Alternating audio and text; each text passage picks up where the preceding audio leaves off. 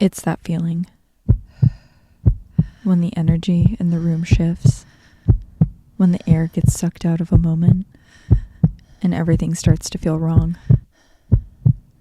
It's the instinct between fight or flight, when your brain is trying to make sense of what it's seeing. It's when your heart starts pounding.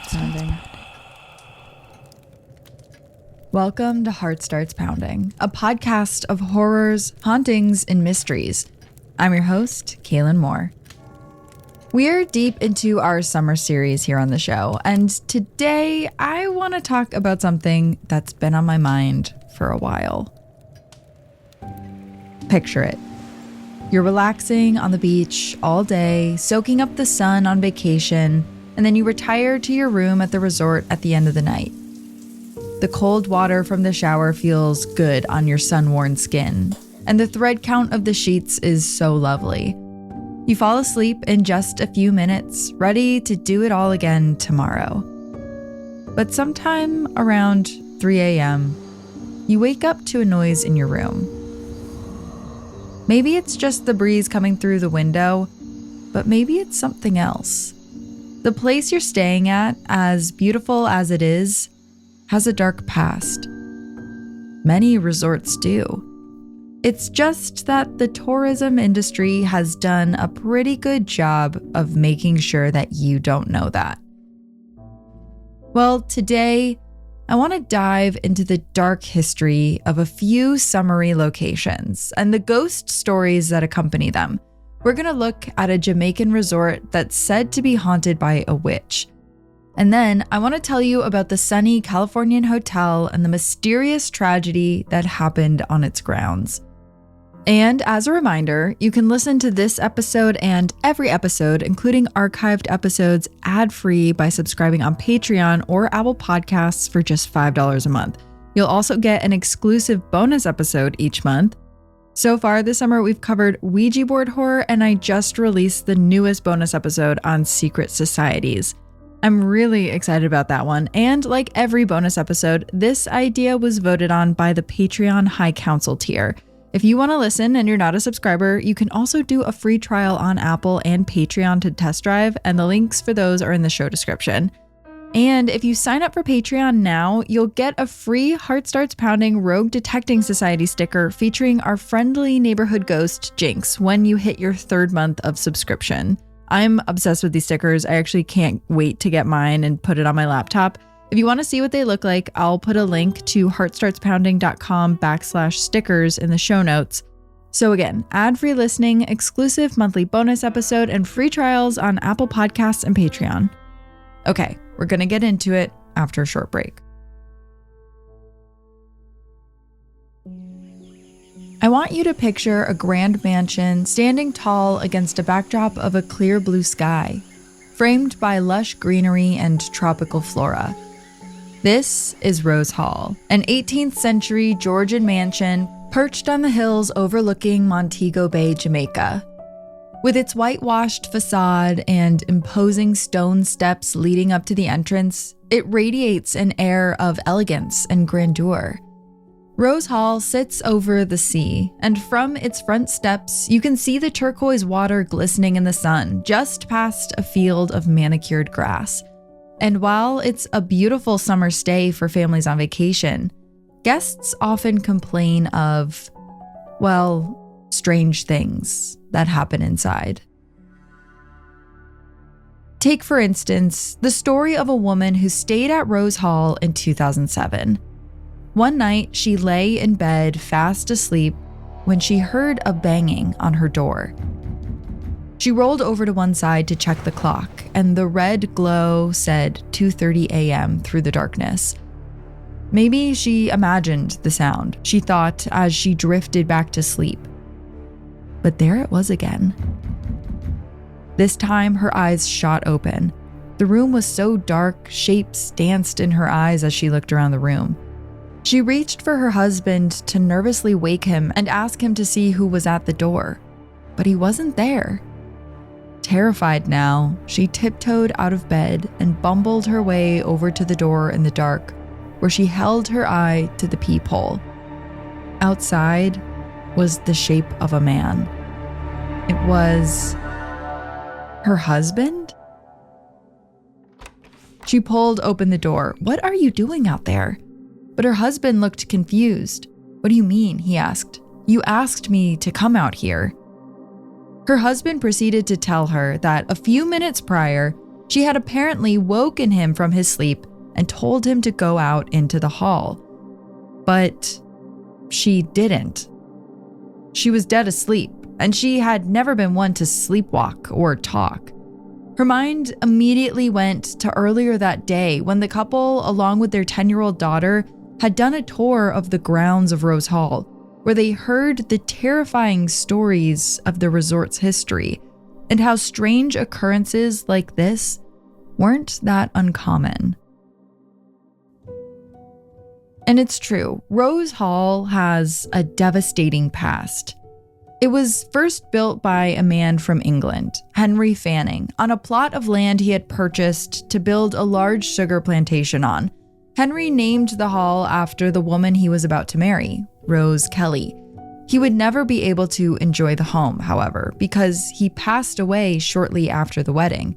The home was completed by Rose's second husband, who also passed away before he could make any use of it. It was as if the land the home was built on was trying to purge itself of the ownership. During the tour, the woman and her family also had heard stories of an evil spirit that haunts the grounds, known as the White Witch. It's said that the witch's above-ground tomb is still on the property of Rose Hall, and her spirit is forever tethered to the land. To tell the story of the White Witch, we have to tell the story of how Rose Hall came to be, which is deeply embedded in the history of Jamaica. So let's go back to that time, in the 1700s, when the White Witch wasn't resting in her tomb. She was a living woman named Annie Palmer. Annie Palmer was born in the 18th century in England, but moved with her parents to Haiti around the age of 7. It's said that while she was there, she was mostly raised by her Haitian nanny while her parents did business. That nanny taught her how to do everything: how to ride a bike, how to braid hair, and also how to practice Haitian voodoo. Voodoo is a respected religious practice in Haiti brought over by West African slaves who practiced it for over 6,000 years. If Haitian practices were taught to white families, they were almost always blended with Catholicism to make it more palatable. But voodoo was and is still openly practiced to honor nature. It's not the voodoo doll revenge type religion it often gets portrayed as. A typical practice happens outside and can start with a priest or priestess sacrificing a chicken to a god as a welcome offering so that they can provide spiritual influence on issues in congregants' lives, like their health. So Annie, with the aid of her nanny, turned to voodoo to help when her parents became gravely ill when she was just 10 years old. Her mother and father both died the same year from what was most likely yellow fever. By 18 years old, Annie went to Jamaica to find a husband, where she met John Palmer, the nephew of Rose Kelly, who was the woman the hall was named after. Annie would have walked up to Rose Hall on a sunny day when the land was a fully functioning plantation. Thousands of slaves would have been working the land, cutting sugarcane since before the sun rose, hands raw and bloody from squeezing the sugarcane all day to extract the product. And yet, when she saw this, she immediately fell in love. She and John Palmer married shortly after. But if you look at historical records, you'll see that John Palmer died shortly after the two were wed. There are a few different versions of what happened that survived from over 200 years ago. One says that Annie was bored with John and took a lover, perhaps one of her many, many slaves. And one night during a rendezvous, he caught her and became violent. Another says that Annie wanted the plantation to herself. Either way, it's believed that one night she brought him a poisoned drink and watched as he writhed around on the floor until the light left his eyes. And after that, Annie ran the plantation and her personal life with bloodlust. She was said to be extremely cruel to her slaves, and what started as violence as discipline became violence for sport. She would watch them be beaten from her favorite balcony and then instruct them to be starved to death, all alone in the basement if they disobeyed her. Anyone caught running away was likely snapped up in bear traps that were set along the edge of the plantation. Even the children were put to ridiculous standards. If they spilled a single drop of water in the heavy wooden buckets they used to carry water to the main house, they would be severely punished. No one in Annie's life was spared, and she was vitriolic towards each of her following husbands, all of which she killed. Her second husband was stabbed to death, and just to make sure the deed was totally done, Annie poured hot oil into his ears. Her third husband was strangled. Their bodies are said to be buried under 3 palm trees, which still blow today in the Jamaican breeze by the 5th hole of the Cinnamon Hill golf course. Annie wouldn't meet her match until she struck up a relationship with one of the slaves on the plantation, a man by the name of Taku. Taku was patient with Annie, possibly because he wanted to slowly gain her trust and use what he learned from her to protect his friends and family. But one day, Taku left Annie's quarters to find that his grandniece, Millicent, had been killed. "What happened?" Taku asked. It was explained to him that Annie had used a spell to kill Millicent when she realized that another man Annie was interested in, Robert Rutherford, was eyeing the girl. It was then that Taku swore he'd get his revenge, and the next day, he calmly walked into Annie's quarters, digging his fingernails into his fists to control his rage. There, he found Annie laying on her bed casually, the warm Caribbean breeze gently flowing into her room from an open window. She looked like she didn't have a care in the world. None of this mattered to her. Taku was overtaken by such a violent rage that he lunged at Annie and strangled her in her own bed. Yet another owner of the plantation to meet an unfortunate and untimely end. But Annie didn't let her earthly death stop her terror on the property. She's haunted Rose Hall from her grave, an above-ground tomb that sits on the grounds as a grim reminder of the hotel's history. In 1833, slavery was abolished in Jamaica after a slave uprising, and the plantation fell into disrepair. Eventually, a family tried moving in the early 1900s, but moved out when an invisible hand pushed their maid off of Rose's favorite balcony. It remained unoccupied until the wealthy Rollins family immaculately restored the manor in the 1960s to its full splendor, even making it a commercial tourist destination with a restaurant, a bar, a golf course, and a wedding venue. Still, even after all these years, there's a portrait that hangs in the main hall of the resort. Though there are no names on the photo, it's assumed that it features Annie wearing her favorite color, red, which reminded her of blood. In the portrait, the woman in red is surrounded by children who all look strangely morose. That's because Annie never had any children, and according to the legends, she used dolls as stand-ins for the family she never had to make her look like a good-hearted mother. It's said that when you walk under the photo to this day, that Annie's eyes will track your every move. And that picture would have been seen by the family who experienced the strange event at the beginning of this story, when the woman's husband wound up out in the hall after his wife told him to leave. Some have suggested that that was the voice of Annie expelling a man from a woman's sleeping chambers for fear she would be killed in her own bed. While it's been debated how accurate the story of Annie Palmer actually is, how much of her story is real versus how much became folklore over the years, it's not hard to find stories of people who experienced hauntings on the property. It's also not uncommon to find stories of people who believe a spirit attached to them on the property and followed them home. In 2018, a man complained that he felt like something was off after visiting Rose Hall with his wife on vacation. He felt like no matter how much sleep he got upon return, he was always horribly exhausted, something that was not common for him. He also was randomly struck with bouts of deep and intense sadness. The man claimed that the electronics in his home had all started going haywire out of the blue. Not usually one to believe in the supernatural, he couldn't help but wonder if something from Rose Hall had followed him home.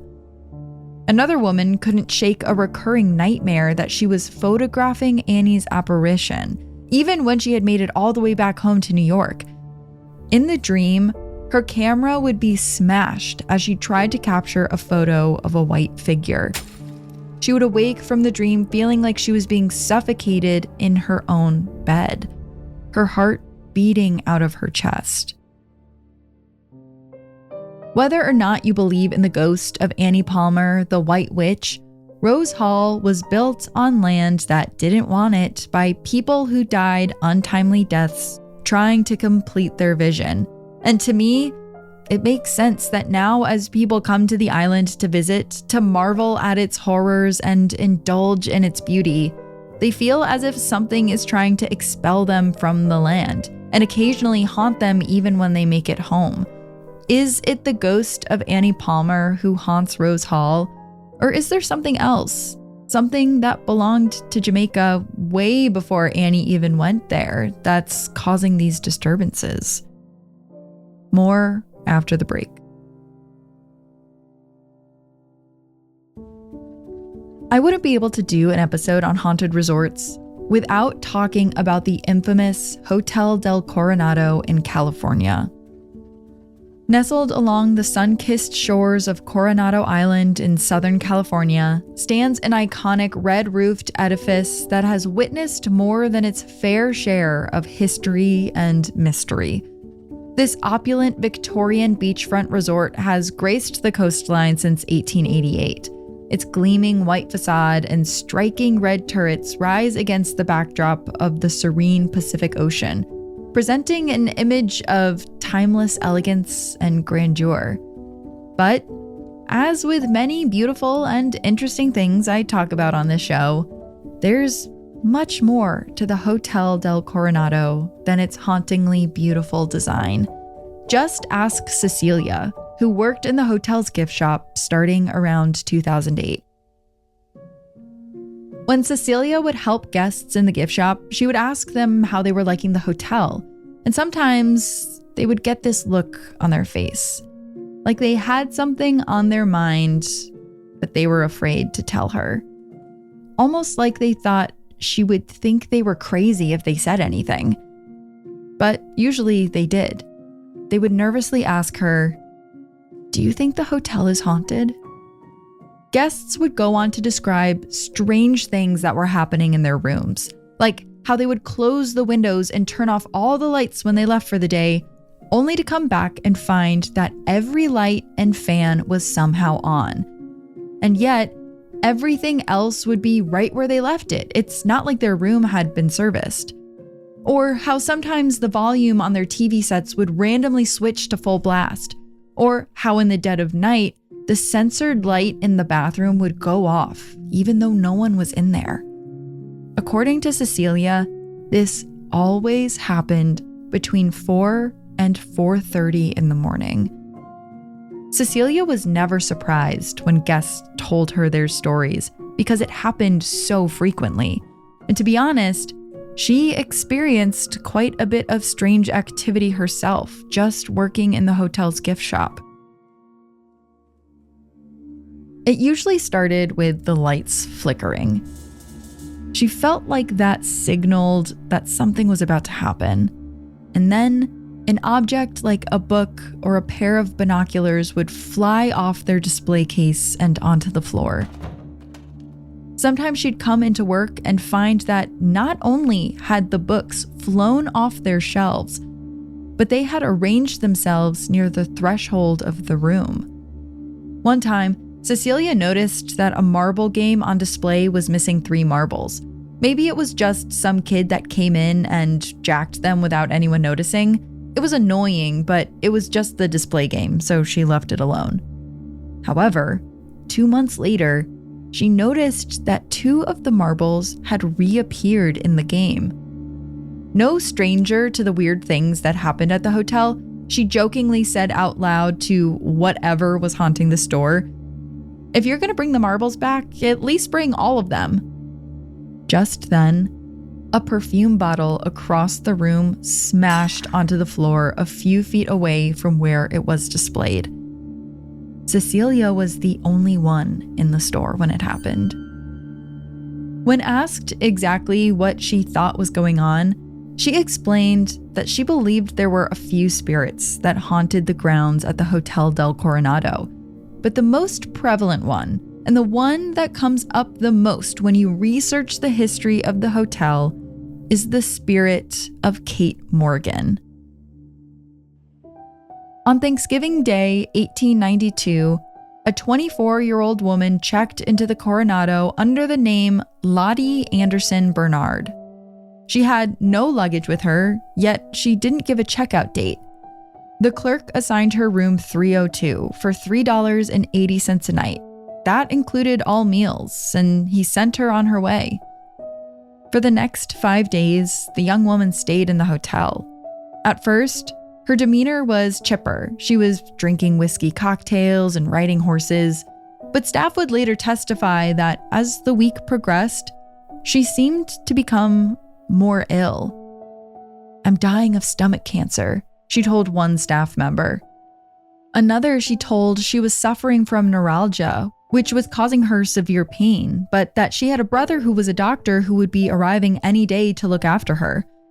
On day 4 of her stay, she went out into the shops in San Diego where she purchased a gun, a .44 caliber American Bulldog pistol, a Christmas present for a friend, she insisted. On day 5, she vanished.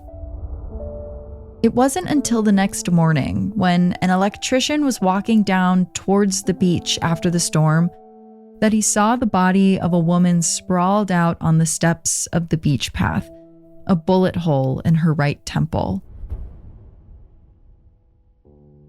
The hotel tried to find her next of kin, but the doctor brother she spoke so highly about seemed to not exist. In fact, the woman seemed to not exist. Anywhere they searched, the name Lottie Anderson Bernard came up empty. She must have used that as an alias. To find the true identity of the woman, police sketched her face and what she was wearing, all black everything, black dress, black underwear, and even included the ring she wore, hoping that any of these details would trigger something in someone's mind. She earned the nickname in the papers of the Beautiful Stranger. Soon, an unknown source sent in a letter to police claiming that the woman went by the name Kate Morgan and that she was from an upper-class family in Iowa. That's around the time that police get a phone call from the Grant family, a well-to-do family in Los Angeles. They say that their servant, a young woman named Katie Logan, had gone missing. She left the day before Thanksgiving, saying she had to go down to San Diego to have some papers signed, but would be back the next day to cook them Thanksgiving dinner. She had left all of her belongings at their home, so the police went over to the Grant family house to check them out. And inside of her luggage was a marriage certificate for Katie Farmer and Thomas Morgan. Bingo. This must have been the woman at Hotel Del Coronado. On December 11th, the San Francisco Chronicle published that there was no doubt the woman was Katie Morgan. The Grants were shocked that she had used a fake name with them, and they said that Katie didn't tell them much about her past, but she seemed to have a rocky marriage with Thomas. The police received a report from a witness who claimed that Katie was with Thomas on her train ride down to San Diego, but that the two were arguing and Thomas got off in Orange County while Katie continued on. The coroner, with her identity confirmed, ruled her death a suicide without ever conducting a full autopsy. He didn't even check to see if she had the stomach cancer she told so many about. Obviously, questions lingered. Was this truly a suicide, or was she a victim of foul play, even though the gun she bought the day before was found near her body?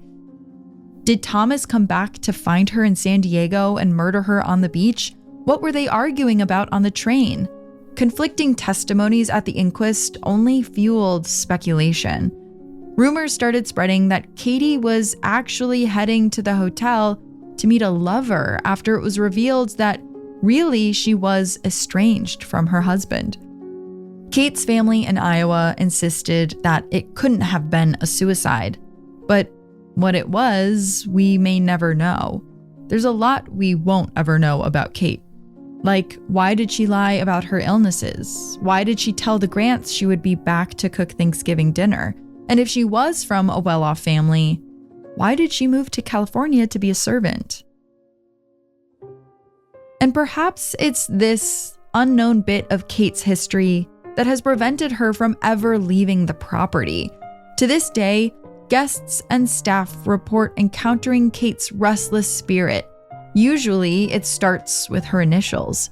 It's not uncommon to wake up in the hotel and see KM on a bathroom mirror, as if traced in the condensation of hot breath. A woman believed to be Kate is often seen gliding down corridors, standing by windows, or causing inexplicable disturbances in room 302, which is now room 3327. Lights flicker, doorknobs rattle, and bed covers are mysteriously pulled off in the dead of night. In one particularly eerie encounter, a Secret Service agent assigned to then Vice President George Bush was spooked by strange occurrences just down the hall from Kate's room. He demanded a room change in the middle of the night and was allowed one. Some more Kate sightings after a short break.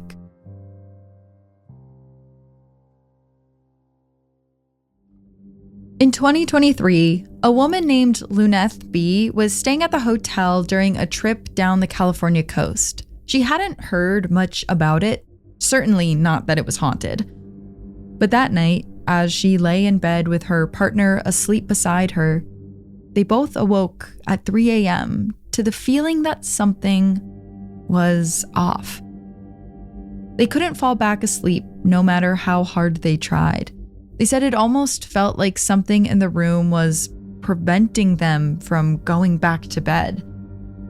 And then, just as Cecilia heard many other guests talk about, the bathroom light started flickering. It was sensor controlled and only would go on if someone was in the bathroom. But the two watched as it flickered on and then back off.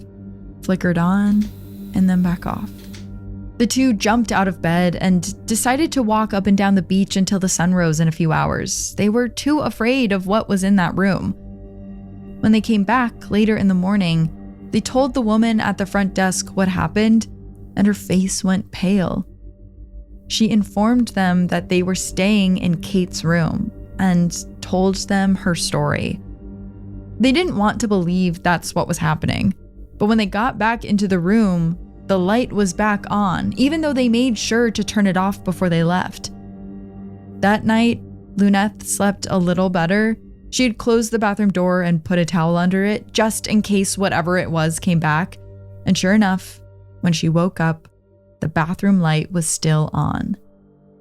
Too terrified to stay, they checked out early.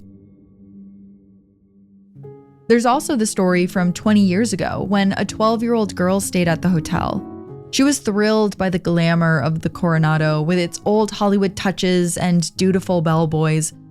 Walking through the front doors, she felt a strange feeling of anticipation that she chalked up to excitement as she checked out the lobby and vintage elevators. When she walked in, one of the staff members handed her a pamphlet that had a section about Kate Morgan.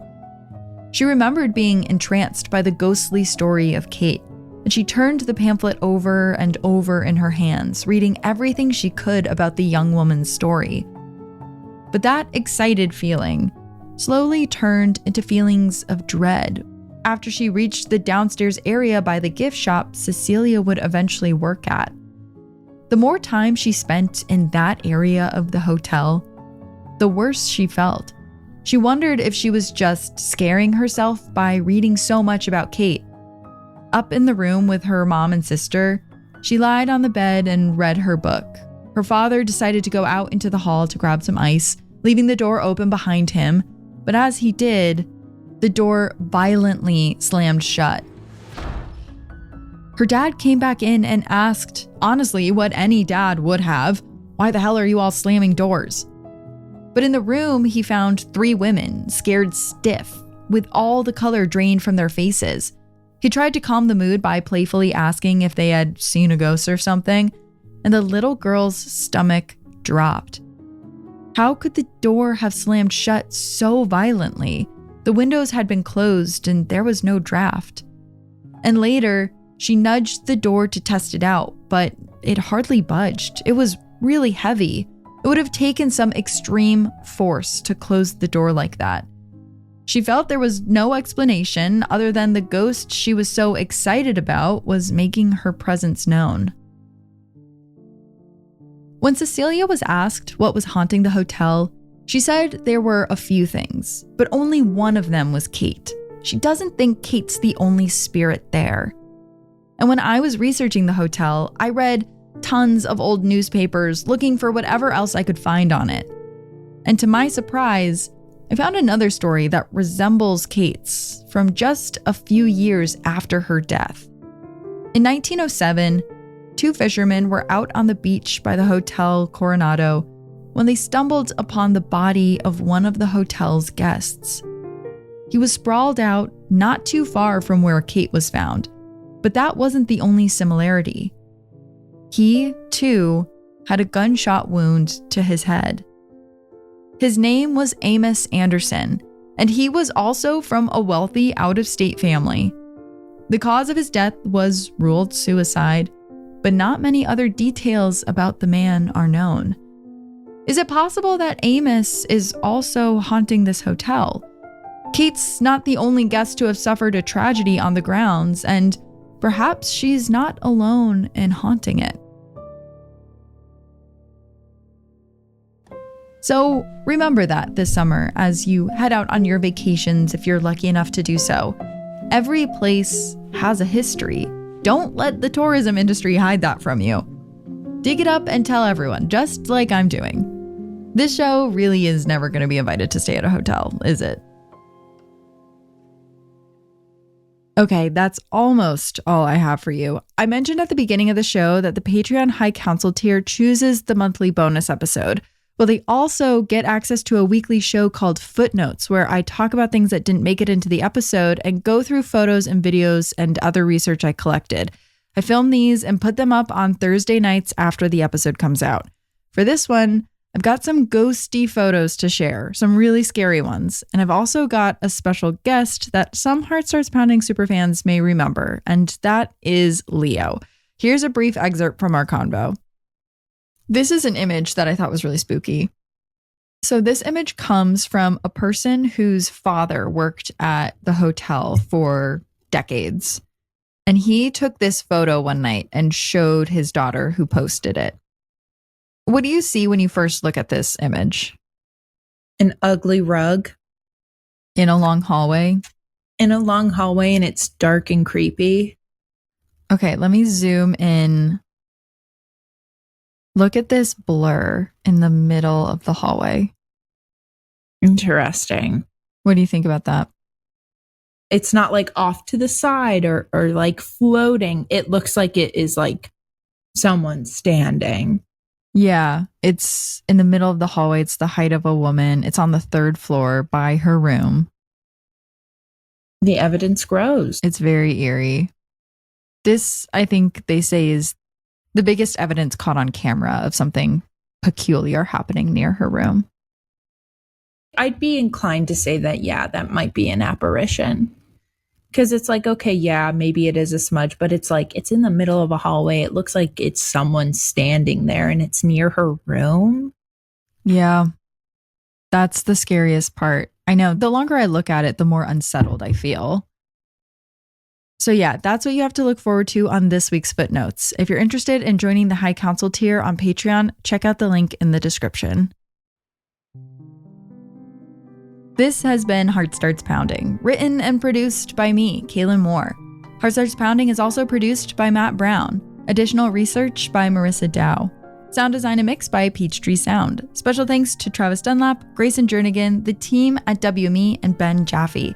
Have a heart-pounding story or a case request? Check out heartstartspounding.com. And until next time, stay curious. Ooh, ooh, ooh.